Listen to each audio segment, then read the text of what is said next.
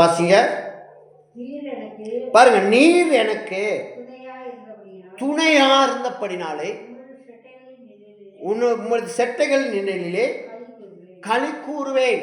ஆமென். தேவன் நமக்கு நிழலா இருந்தபடினால சங்கீதம் 43:7 சொல்றாரு, தேவன் எனக்கு நிழலா இருந்தபடினால அவருடைய சமூகத்துல நான் என்ன செய்வேன்? களி கூறுவேன். அவருடைய சமூகத்துல என்ன செய்வேன்? மகிழ்ந்து இருப்பேன்.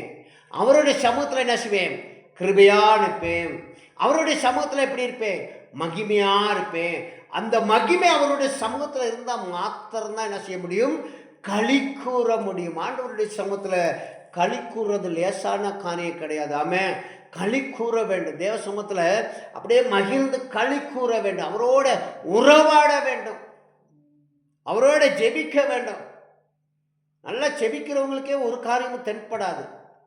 ஆனால் செபிக்காதவங்க சொல்லுவாங்க, சாட்சி சொல்லுவாங்க, நான் அதை செய்கிறேன், இதை பார்க்குறேன், அதை பார்க்குறேன்னு.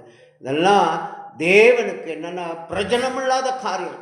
தேவனை பிரயோஜனப்படுத்துகிற மாதிரி என் வாழ்க்கை மாற வேண்டும், என் தோட்டம் மாற வேண்டும், என்னுடைய காரியங்கள் மாற வேண்டும் என்று சொல்லி நம்ம என்ன செய்யணும்? அப்படியே கொண்ட காரியங்களை தேவ சமூகத்தில் நம்ம ஒப்பு கொடுக்க வேண்டும். நான் அவரோட களி கூற விரும்புகிறேன். தேவனோட உடன்படிக்கை பண்ண நான் விரும்புகிறேன். அவரோட வாழ விரும்புகிறேன். அவருக்காக நிற்க விரும்புகிறேன்.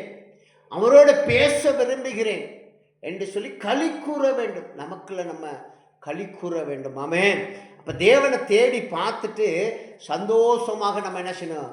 காலை மாலை கண்டடையும் போது களி கூற முடியும். ஆமென். தேவனை காணாம ஒரு மனுஷன் களி கூற முடியாது.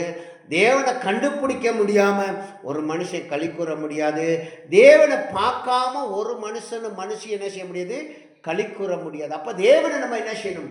களி கூற வேண்டும். மகிழ்ந்து களி கூற வேண்டும். ஆமென்.